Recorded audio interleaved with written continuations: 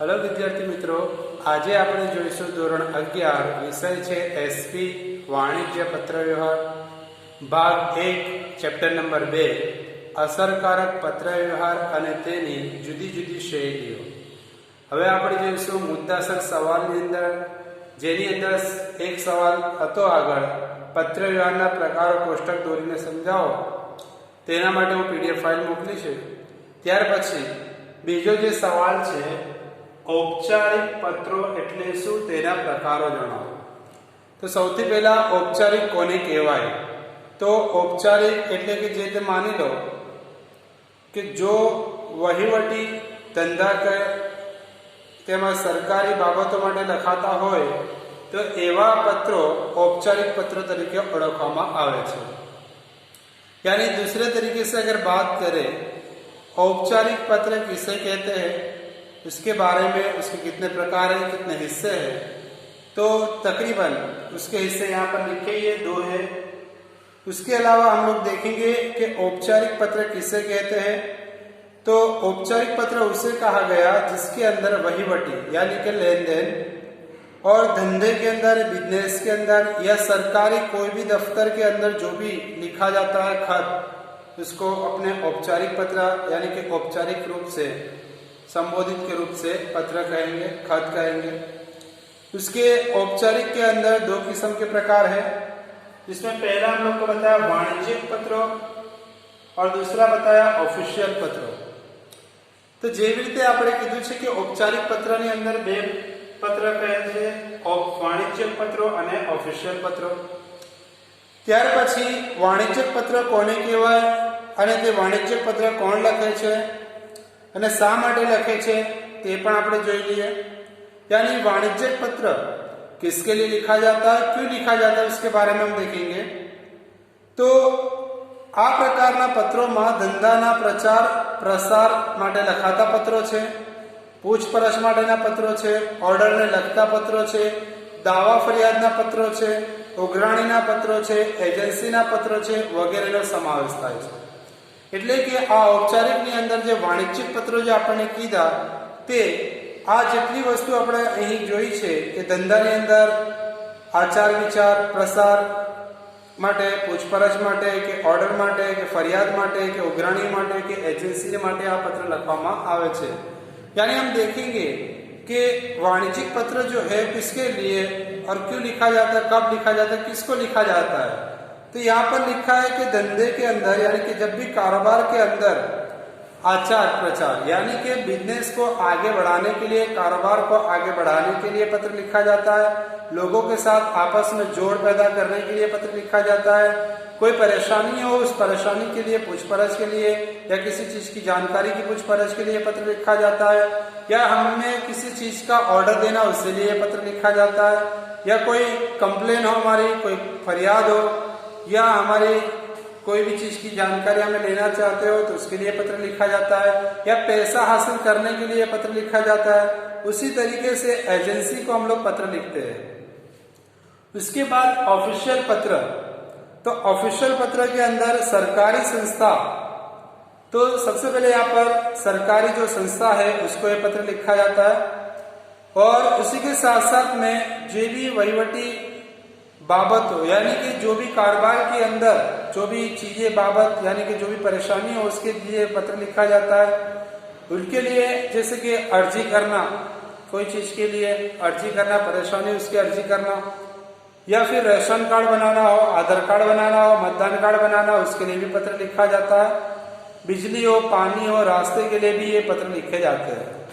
એટલા માટે અહીં આપણને કીધું છે કે સરકારી સંસ્થાઓની અંદર પણ આ ઓફિશિયલ પત્રો હોય છે, જેની અંદર આપણે અરજી પણ કરી શકીએ, જે તે રસ્તાઓ બનાવવા માટે કે બીજી કોઈ તકલીફ હોય તેના માટે પણ આ પત્રો લખાય છે। તે જ પ્રમાણે આપણને કીધું કે અરજી પત્ર હોય કે રેશન કાર્ડ હોય કે આધાર કાર્ડ હોય કે मतदान કાર્ડ હોય એના માટે પણ આપણે પત્ર લખીએ છીએ। તે જ પ્રમાણે રસ્તા માટે પત્ર લખવો, વીજળી માટે કે પાણીના પુરવઠા વિભાગને પણ પત્ર લખવામાં આવે છે। उसके बाद तेना पछी अपनी पास बीजो सवाल है वाणिज्यिक पत्र व्यवहारनो अर्थ समझाओ। तो वाणिज्यिक पत्र व्यवहारनो अर्थ, तो वाणिज्यिक पत्र व्यवहारनो अर्थ आ रीते छे કે જે પત્ર વ્યવહારમાં વ્યવહાર વિષયક બાબતો આવરી લેવામાં આવે, જેવી કે પૂછપરછ, ભાવપત્રક, ઓર્ડર, દાવા, ફરિયાદ અને તેની પટાવટ ઉઘરાણીને वाणिज्यिक पत्र व्यवहार तरीके ओळखવામાં આવે છે।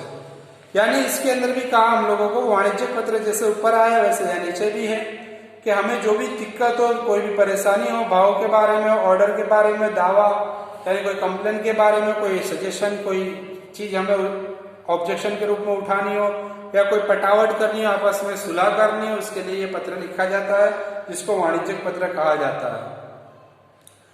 ત્યાર પછી એની અંદર ધંધાના પ્રચાર માટે આવા પત્ર લખવામાં આવે, કોઈ નિશ્ચિત ઢાંચો તૈયાર કરવા માટે આ પત્ર લખવામાં આવે, કાં તો પછી વિષય વ્યાપાર માટે ઉલ્લેખ કરવા માટે આ પત્ર લખવામાં આવે, કે કોઈ પણ પરેશાની માટે આ પત્ર લખવામાં આવે છે। यानी यहाँ पर जिस चीज से सारी चीजें इससे पहले भी हम लोग को ऊपर वाले सवाल में बताई गई, वो इसी तरीके से इसके अंदर भी पत्र व्यवहार किया जाता है, खत लिखा जाता है। उसके बाद तीसरा हमारे पास ત્રીજો सवाल अपनी पास है, असरकारक वाणिज्यिक पत्र व्यवहार એટલે શું? असरकारक तो इसका अर्थ એટલે કે તેનો અર્થ પહેલા આપણે જોઈ લઈએ।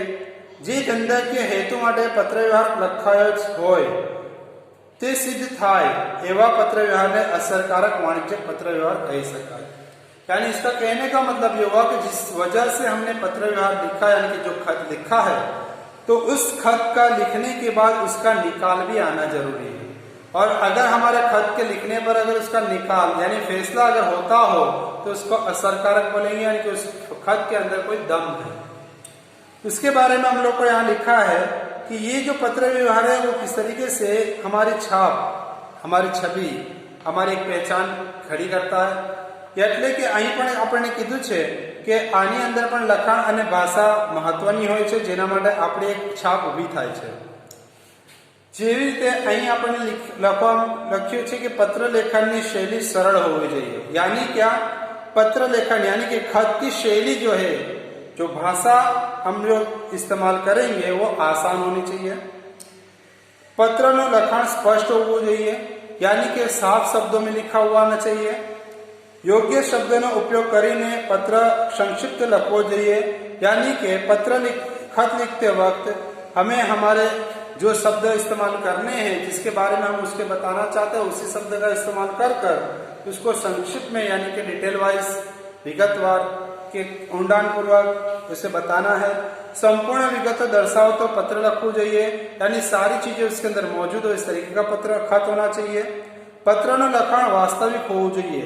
वास्तविक यानी हकीकत, यानी हम खत जो लिख रहे हो हकीकतन होना चाहिए कि हम जो चाहते हैं सामने वाले को वो चीज समझ में भी आना चाहिए, ताकि वो हमारी सुलह यानी हमारी परेशानी की यानी हमारी जो तकलीफ है उससे वो दूर कर सके, हमें जो चीज चाहिए वो हमें दे सके। उसी तरीके से अब इसका अभिगम जो वाचक लक्ष्य होना चाहिए। वाचक लक्ष्य हो जो मतलब कि उसे सामने वाले को समझ में भी आना चाहिए, એટલે કે સામે વાળાને સમજમાં આવે તો પત્રને સમજીને તે આપણી વસ્તુની પૂર્તિ કરશે। તે જ પ્રમાણે પત્રનું લખાણ ભાષા હકીકતની દ્રષ્ટિએ સાચું હોવું જોઈએ, यानी कि हमने जो खत लिखा हुआ है उसकी भाषा हकीकत में सामने वाले को समझ में आवे, और समझ में आने के बाद वो समझकर हमें उसका उत्तर भी दे, जवाब भी दे। उसी तरीके के साथ साथ પત્રનું લખાણ ભાષા વિવેકપૂર્ણ અને સૌજન્ય હોવો જોઈએ। એટલે કે અહીં પણ પત્રની અંદર ભાષા મહત્વની હોય છે કે જે ભાષામાં આપણે પત્ર લખીએ એ ભાષા સામેવાળા વ્યક્તિને પણ સમજમાં આવવી જોઈએ। यानी हमने जिस लैंग्वेज के अंदर जिस खत को हमने जिस भाषा के अंदर लिखा है, जिस बोली के अंदर हमने लिखा है, वो बोली सामने वाले को भी समझ में आनी चाहिए। पत्रमा विषय वस्तुની રજૂઆત પદ્ધતિસર અને અસરકારક હોવી જોઈએ। यानी खत की जो शैली है, खत के बारे में जो है वो इस तरीके से होनी चाहिए कि पद्धतिसर हो, यानी हर डिटेल वाइज हो, ताकि वो सामने वाले को समझ में आ जाए। उसके बाद તમારો આભાર, મહેરબાની કરીને, ક્ષમા કરશો વગેરે જેવા શબ્દ પ્રયોગો ઉપયોગ પત્ર લેખન અંદર થવો જોઈએ। એટલા માટે કે જ્યારે પત્રની સમાપ્તિ થાય ત્યાર પછી આભાર વિધિ વ્યક્ત કરવી જોઈએ, એમનો આનંદ, આભાર માનવો જોઈએ, એમની મહેરબાની, આપણા પત્રની અંદર જો કોઈ ભૂલ હોય, બાય ચાન્સ એવી ભૂલ થાય છે તો તે ભૂલના માટે આપણે ક્ષમા એટલે માફ કરશો એવું પણ આપણે લખવું જોઈએ। यानी यहाँ कहा गया कि जब हम खत लिखते हैं तो खत के आखिरी हिस्से में सामने वाले व्यक्ति से, सामने वाले इंसान से ये उम्मीद रखनी चाहिए कि अगर खत में अगर कोई गलती हो गई हो तो गलती को माफ कर दे और मेहरबानी करके हमें उसका उत्तर यानी कि जवाब दे, या जो चीज हमने बोली है वो हम तक पहुंचा दे। इस तरीके से अगर हम खत लिखेंगे तो सामने वाला व्यक्ति और हमारा दोनों का रिलेशन आपस में बना रहेगा, यानी कि कड़ी के रूप में रहेगा। એટલે કે બંને વ્યક્તિ વચ્ચેનો સંબંધ જળવાઈ રહેશે અને પત્ર વ્યવહારથી બંને વ્યક્તિ પોતપોતાના કામને પૂરું પાડી શકશે।